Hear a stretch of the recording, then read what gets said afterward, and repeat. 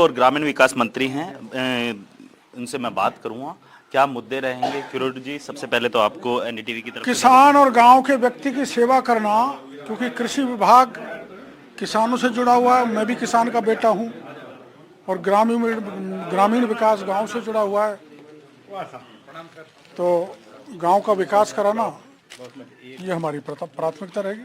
Sir एक सवाल और, क्योंकि आपने जिस तरीके से बताया कि आप किसान के बेटे हैं और पिछली सरकार में देखा गया गांव के भी हैं, क्योंकि गांव और किसान की बात आती है तो पिछली सरकार ने काफी भ्रष्टाचार किया था किसानों के साथ। पिछली सरकार में किसानों के साथ वादा खिलाफी की, ग्राम का विकास पूरी तरह से नहीं हो पाया।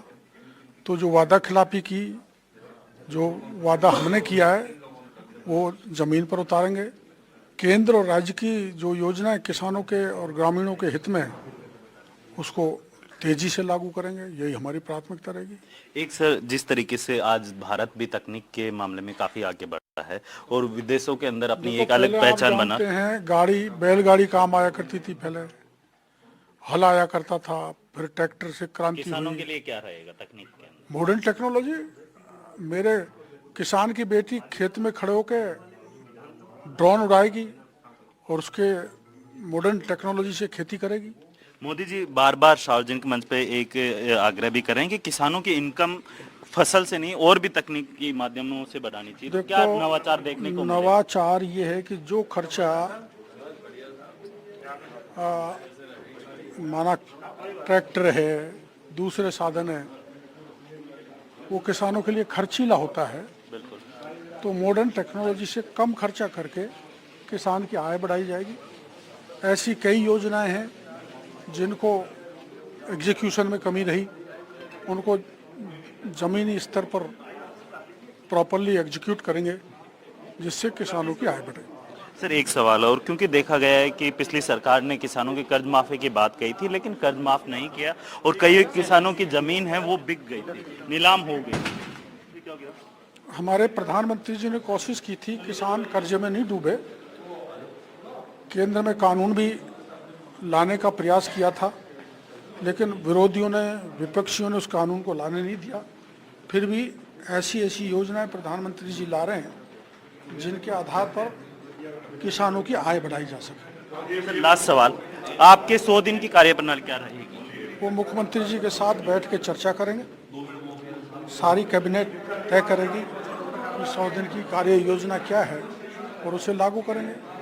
सर एक सवाल और, क्योंकि देखा गया है कि लगातार जिस तरीके से किसानों को चाहे मौसमी मार हो या फिर ओलावृष्टि हो या फिर इन तमाम चीजों को लेके किसान काफी परेशान होता है और किसान ओलावृष्टि, अनावृष्टि, पाला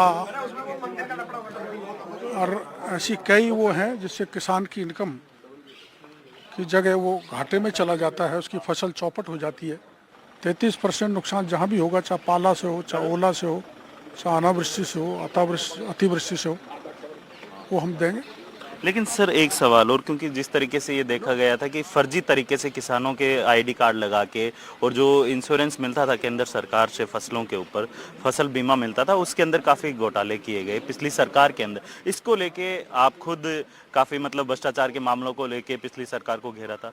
अब आप खुद एक कैबिनेट मंत्री हैं, वो भी किसानों के लिए काम करेंगे, किस तरीके से रहेगा इस ढंग से जो फर्जीवाड़ा किया है, अनियमितता की है और जिसको फायदा मिलना था उनने मिलके, एक माफियाओं ने फायदा उठा लिया, उसकी जांच करा के उनके खिलाफ कार्रवाई करेंगे सख्त। बिल्कुल। ये थे किरोड़ी लाल मीणा, जिनका साफ तौर पे कहना है कि जो किसानों के साथ जो कह सकते हैं कि जो माफियाओं ने, जो कह सकते हैं कि जो उनके साथ जो स्कीम मिलनी चाहिए थी, जिनको फायदा मिलना चाहिए था, उन्हें फायदा नहीं मिला और माफियाओं ने इसका फायदा उठाया, उनके खिलाफ जो लीगल कार्रवाई है वो राजस्थान सरकार के द्वारा की जाएगी। जयपुर से कैमरामैन जसराज के साथ वीरेंद्र सिंह शेखावत, एनडीटीवी।